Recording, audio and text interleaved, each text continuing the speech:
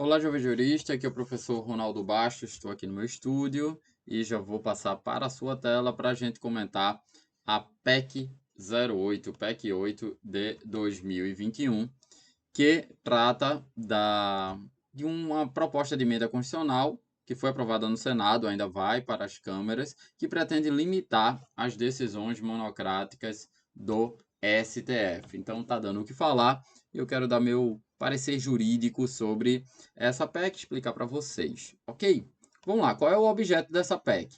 Ela pretende dispor sobre pedidos de vista, declarações de inconstitucionalidade e medidas cautelares, concessão de medidas cautelares nos tribunais.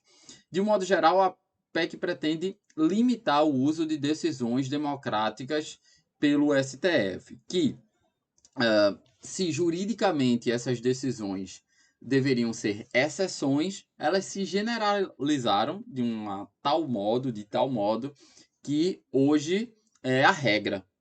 Ou seja, se a gente fizer uma análise estatística da quantidade de decisões do Supremo, 80% das decisões vão ser por decisões monocráticas e apenas 20%, estou sendo otimista, vão ser por decisões do colegiado. Quando a regra, em razão do princípio da colegialidade, que a gente vai ver, é o contrário, são as decisões do plenário. O que, na minha perspectiva, torna essa prática do Supremo Tribunal Federal um costume inconstitucional. Pretendo resgatar com vocês, para a gente entender minha argumentação, uma matéria típica de introdução ao estudo do direito. Quando a gente vai analisar no estudo do direito os costumes jurídicos, a doutrina vai apontar que temos dois elementos. Um elemento objetivo e o outro elemento que é subjetivo. O elemento subjetivo o elemento objetivo é a prática reiterada, a reiteração da conduta, aquela prática que sempre ocorre na sociedade. E o elemento subjetivo é a consciência da obrigatoriedade. Para um costume ser jurídico, ele precisa ter a prática reiterada, mas os agentes realizarem essa prática com a consciência de que aquilo é obrigatório. Os costumes constitucionais obedecem essa mesma estrutura, a ponto de o ad lamego bullus definir os costumes constitucionais como aquelas reiterações uniformes de comportamento que ensejam a obrigatoriedade de sua observância à luz do disposto nas constituições. E isso é muito importante, complemento com a citação de Bourdieu, no sentido de que os costumes constitucionais eles têm uma posição de inferioridade em relação à Constituição. Ou seja, não é possível ter um costume constitucional contra a lei, contra a Constituição, ok? Isso é preciso ser assentado. Do mesmo jeito que a doutrina defende que não é possível aqueles três tipos de costumes, praeter legem, secundum legem e contra legem, em que não é possível ter um costume contra a legem, os costumes constitucionais também não podem ser contrários à Constituição, logo devem ter guarida na Constituição, devem ter autorização na Constituição. E aí eu trago para vocês uma primeira questão para a gente adentrar nos pressupostos jurídicos da minha análise, que a regra da Constituição é que as decisões dos tribunais se estabelecem com pressuposto o princípio da colegialidade. Em regra, as decisões dos tribunais têm que ser colegiadas. Tem que ser colegiadas. Princípio da colegialidade.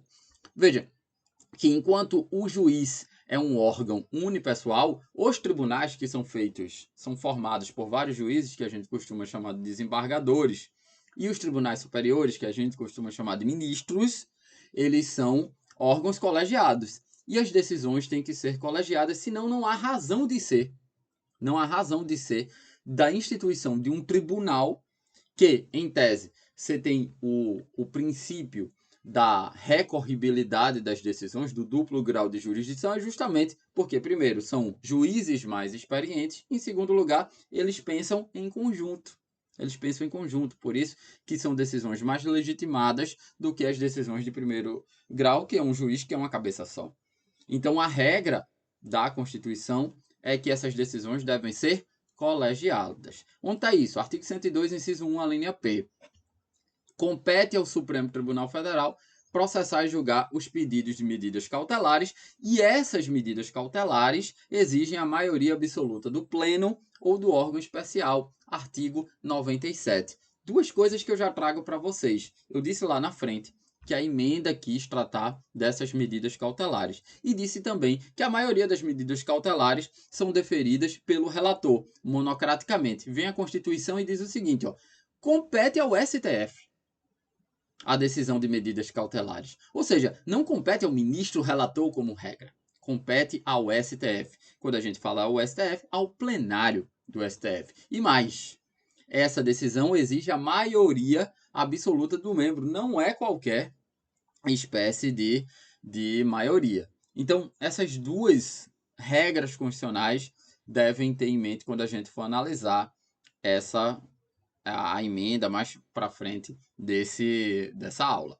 ok? Então, a Lei 9868 de 99, que trata das ações diretas de constitucionalidade, ações declaratórias de inconstitucionalidade, ações diretas de inconstitucionalidade e ações diretas de inconstitucionalidade por omissão, vai falar do requisito da maioria, meio que destrinchar o que é esse artigo 97, ok? E aí você me pergunta, mas professor, existe exceção a esse princípio da colegialidade? Existe. Na Constituição, não. Na Constituição não existe exceção. Existe na Lei 9868 e no regimento interno, que vai dizer o seguinte, qual é a exceção? Nos períodos de recesso. Nos períodos de recesso, férias forenses, não há, em razão da urgência de determinados provimentos, em razão do risco de dano quando o judiciário é omisso, então é autorizado que se decida monocraticamente. Ok? Vamos lá. Artigo 10 da Lei 9868. Veja, salvo nos períodos de recesso, a medida cautelar ela tem que ser tomada pela maioria absoluta. Pela maioria absoluta. Mas quando é que isso não vai ser aplicado? Nos períodos de recesso. E o artigo 13 do Regimento Interno, inciso 8, vai dizer o seguinte, ó, compete ao presidente decidir questões urgentes nos períodos de recesso ou de férias. Aí você me pergunta, mas não está na Constituição. É razoável que essa margem de conformidade do legislador utilizada por ele, é razoável que ele fez de que nos períodos de recesso ele excetua o dispositivo constitucional? É bem razoável por uma questão prática. Beleza? Vamos seguir. Então, qual é o problema, então? O problema é que houve uma generalização da exceção e uma exceptualização da regra. O que é que eu quero dizer com isso? A regra é o princípio da colegialidade. E a exceção é o princípio, são as decisões monocráticas. O problema é que o Supremo, pós 88, ele abusou das decisões monocráticas em detrimento do princípio da colegialidade. E isso gera uma série de problemas no que atina ao conflito entre os poderes. Porque a Constituição vai dizer o seguinte, olha, os poderes são o legislativo, o executivo e o judiciário. Então, a Constituição diz que o Supremo Tribunal Federal é o guardião da Constituição, logo cabe a ele realizar o controle de constitucionalidade das leis. Tudo certo. Só que cabe ao Supremo Tribunal Federal e não, como regra, a um ministro do Supremo Tribunal Federal. Cabe ao Supremo Tribunal Federal enquanto órgão colegiado. Cabe ao plenário do Supremo Tribunal Federal, como regra, realizar esse controle dos outros poderes, do controle de constitucionalidade das leis. O que não pode é 513 deputados votarem um projeto de lei. Esse projeto ter sido votado por 81 senadores. O presidente da República sanciona esse projeto e um ministro da corte, ele diz, esse projeto não vale. Esse projeto não vale porque ofende alguma cláusula abstrata da nossa Constituição. É isso que está em jogo. É isso que está em jogo. E claro, existe um fundo político, por isso que eu quero me forçar a trabalhar apenas juridicamente, né? Se juridicamente tem sentido o que o legislativo está propondo com essa emenda constitucional. Então veja que o STF ele se vale do artigo 21, inciso 4 da Constituição, do seu regimento interno, que ele diz que são atribuições do relator submeter ao plenário ou à turma as medidas cautelares necessárias à proteção do direito suscetível de grave dano de incerta reparação ou ainda destinadas a garantir a eficácia da ulterior decisão da causa. E o inciso 5, determinar em caso de urgência as medidas do inciso anterior, ou seja, o relator determina essas medidas a de referendo do plenário ou da turma, ou seja, quando a turma posteriormente iria ratificar. Só que existem vários dispositivos do regimento interno do Supremo que são contrários a esse dispositivo do regimento, o artigo 21, inciso 5, que o Supremo se vale para legitimar as decisões monocráticas. Vamos lá para o artigo 5º, inciso 10, que diz o seguinte, ó, compete ao plenário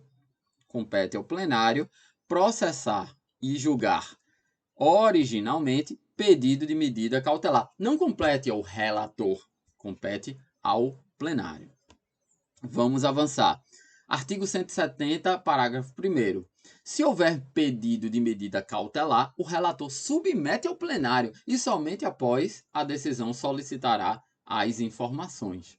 Então veja que as medidas cautelares, como obediência à Constituição, elas devem ser decididas pelo plenário e não pelo relator. Só excepcionalmente no caso de urgência, em um tempo específico, que é o tempo de recesso e de férias forenses. O abuso das medidas cautelares que foram legitimadas por essa ação, aqui essa ADI 4638, é que gerou a tese, inclusive, dos 11 Supremos, de modo que não temos um único Supremo, temos vários relatores, cada relator ele representa um Supremo diferente, de modo que o nosso processo constitucional estaria sujeito à sorte, no sentido de que depende do relator de determinada causa para saber qual é a posição do Supremo X ou Y. Beleza. Então, dessa introdução longuíssima, mas que foi importante para lhe dar o subsídio para a gente analisar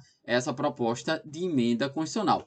E a minha tese é que essa proposta de emenda constitucional apenas explicita a regra constitucional. Qual é a regra constitucional? Princípio da colegialidade. A maioria das decisões dos tribunais tem que ser tomadas pelo colegiado. Só excepcionalmente podem ser tomadas de forma monocrática. E é justamente o artigo 97, nossa cláusula fulbente.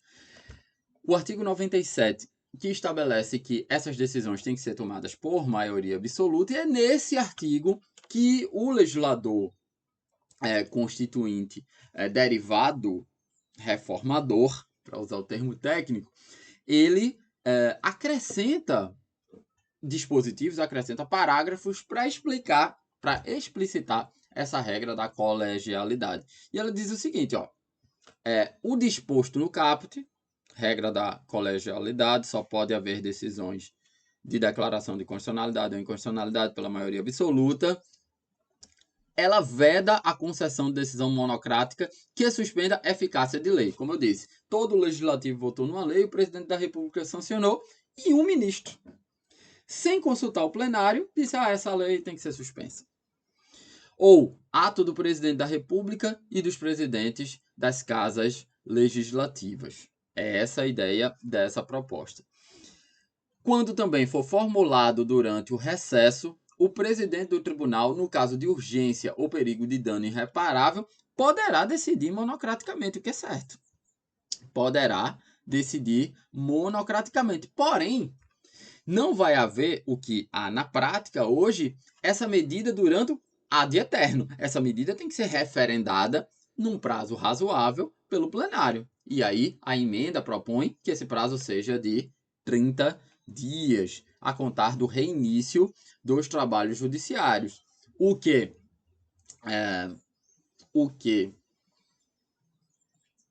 permite a confirmação da ideologia constitucional, do princípio da colegialidade, e, de certa forma, permite que um ministro não possa dar uma decisão monocrática e aquela decisão monocrática, por um ato unipessoal, está suspendendo uma lei ou suspendendo uma política pública sem o referendo do plenário.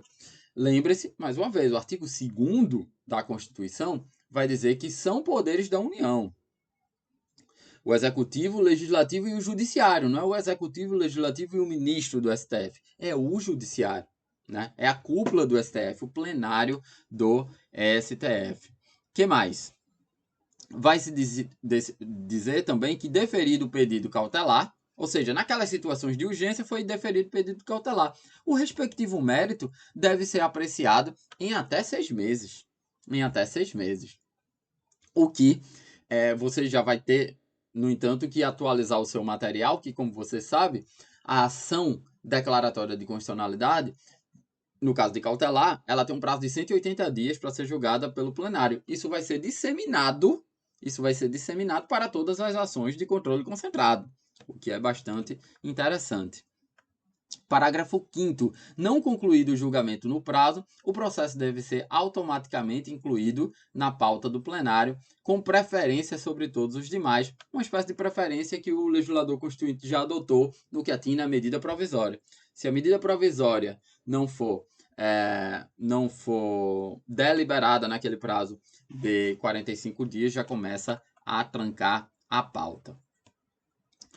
E somente nas formas dos parágrafos 1º e 2º do 97, que é o que a gente está abordando, o princípio da colegialidade, é que se pode ser proferida decisão que suspenda a tramitação de proposição legislativa, lembrando que aqui há um controle de constitucionalidade preventivo, em que o parlamentar pode impetrar o mandado de segurança perante o Supremo Tribunal Federal para suspender a tramitação, ou, em caráter geral, afete políticas públicas ou crie despesas para qualquer poder. Tudo isso só pode ser feito a partir da colegialidade.